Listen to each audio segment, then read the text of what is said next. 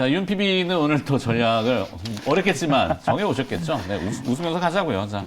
저는 그래도 오늘 조금 무거운 시장 대비해서 좀 가벼운 주제로 가지고 와봤습니다. 네. 바로 저는 오늘 엔터 좀 컨텐츠 컨텐츠? 쪽을 좀 한번 가지고 와봤는데 수리담이 쑥 들어가 버렸네 지금. 네. 어제 이정재 배우와 또 황교익 감독, 뭐 오징어. 에미상 이제 비영어권에서 최초로 이제 수상을 했는데 오징어 게임 이제 에미상 수상과 그리고 이제 수리남이 공개 이후에 4일 만에 글로벌 6위까지 올라가면서 아마 시간이 가면 갈수록 조금 더 치고 올라가지 않을까 이렇게 보고 있습니다. 뭐 수리남 공개 이후 지금 빠르게 순위가 상승하고 있고 네. 지금 오징어 게임부터 본다면 이제 한국 제작사들의 능력은 이제 충분히 입증을 한 것 같습니다. 네. 근데 여기에 이제 조금 더 들어가자면은 이제 한국 제작사 같은 경우는 지금 이제 외주를 받아와서 이제 거기서 수익이 나면은 끝나는 구조여서 이제는 이제 OTT들과 손잡고 이제 처음부터 제작 초기부터 이제 시즌제로 계약을 하기 때문에 안정적인 이제 수익 구조를 조금씩 개선을 하고 있는 상태고요. 그리고 오징어 게임을 필두로 지금 지금 우리 학교는 이제 DP 그리고 스위트홈 등 이제 올해부터 이제 제작이 들어가서 이제 내년 중반부터 이제 다시 시즌 2 나오는 이제 드라마들도 이제 많을 것으로 기대돼서 아마 내년에 이맘때쯤에 한 번 더 이제 K 콘텐츠가 한 번 더 주목받지 않을까 생각을 하고 있고 네. 그리고 지금 보시면 넷플릭스나 디즈니 플러스의 실적을 한번 자세히 뜯어보면은 다른 지역에서는 구독자 증감수가 좀 감소를 하고 있는데 아시아 태평양 쪽에서는 유일하게 지금 구독자 수가 증가하고 있습니다. 그리고 또 아시아 태평양 쪽에서도 뜯어보면은 대부분의 트래픽을 이제 K 콘텐츠를 시청하는데 사용되기 때문에 지금 네. 뭐 글로벌 OTT 기업들의 한국 K 콘텐츠에 이제 투자는 더 늘릴 것으로 예상되어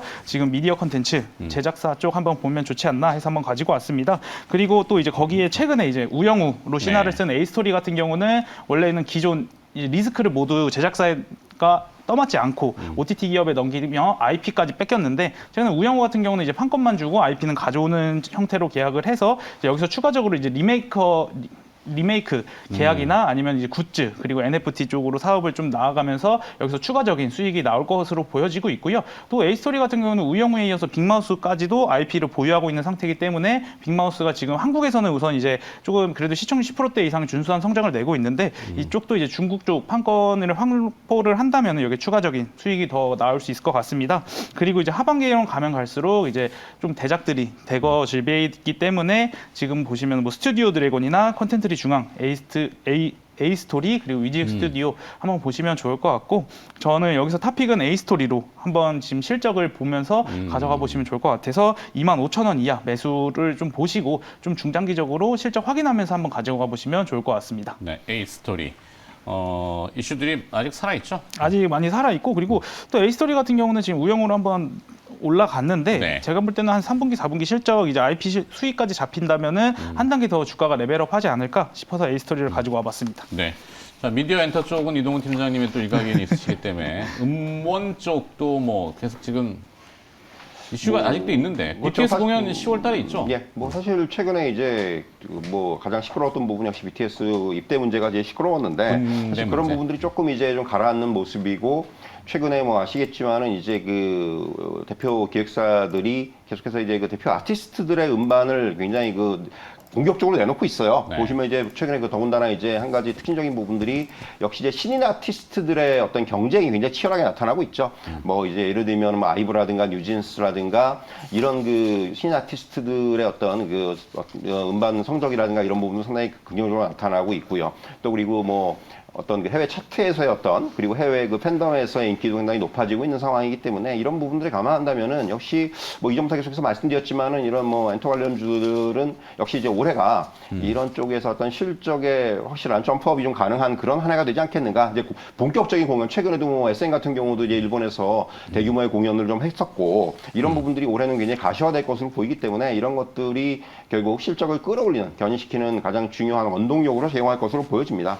그리고 이제 뭐 이와 더불어서 결국 이제 어떤 뭐 제가 이제 오늘 좀 말씀드릴 내용들은 사실 좀 통하는 거죠. 그러니까 뭐 미디어 엔터라든가 이런 부분들이 역시 최근의 흐름들에 보면은 다시 이제 그 어떤 그 우리가 얘기하는 리오프닝 관련주들이 최근에 좀 흐름들이 좋은데 사실 저는 오늘 그래서 면세점 백화점 관련주를 좀 말씀드리려고 해요. 네. 사실 이제 조금 재미가 없을 수도 있죠. 단기적으로 보면 백화점 같은 경우는 아시겠지만은 이제 그 뭔가 이제 명품 매출에 대한 피크아웃 좀 우려들이 좀 이제 반영이 되면서 주가가 좀 이제 조정을 받았고요.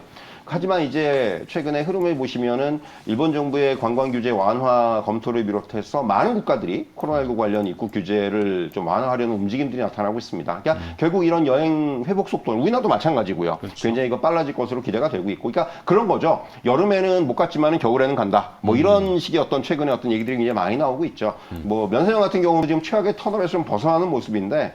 뭐 아시겠지만은 국내 입국 전 코로나19 검사 의무가 폐지가 됐고 또 해외여행제가 반입하는 면세 물품 한도도 600불에서 800달러로 좀 상향되는 이런 그 산업 환경들이 호전이 되는 모습입니다. 뭐 신세계 면세점을 뭐 이제 예를 들자면은 매출이 뭐 작년 1분기가 한 일 매출 한 50억 수준이 바닥이었는데 네. 지금 일단 그거보다 한 2배 이상 증가를 했어요. 그렇기 때문에 일단 확실히 바닥은 치고 올라오는 그런 모습도 나타나고 있고요. 또 하나는 이제 내국인들의 해외여행이 증가가 되면서 공항 면세점의 수익 개선으로 이어질 수 있기 때문에 이런 부분들에 대한 기대감도 충분히 지금 나타날 수 있는 그런 시점이다 이렇게 말씀드릴 수가 있겠고 네. 백화점 같은 경우도 앞에서 말씀드렸지만 명품 매출에 대한 피크아웃 우려는 조금 가진 상황이고 최근 매출 추이를 보면은 뭐 명품이 조금 꺾이더라도 의류 카테고리가 상당히 양호해요. 그러니까 사람들이 그냥 옷을 굉장히 많이 산다는 거예요. 사실 그동안 좀 이제 그런 부분들에 있어서 소비가 이제는 단순히 명품뿐만이 아니라 의류 쪽으로 좀 이연되는 이러한 흐름들이 나타나고 있기 때문에 결국 이런 것들이 백화점에서 가장 그 매출에서 높은 비중을 차지하는 게 의류 분야이기 때문에 이런 부분들이 감안한다면은 실적에 대한 우려는 조금 이제 불식히는 모습이고요.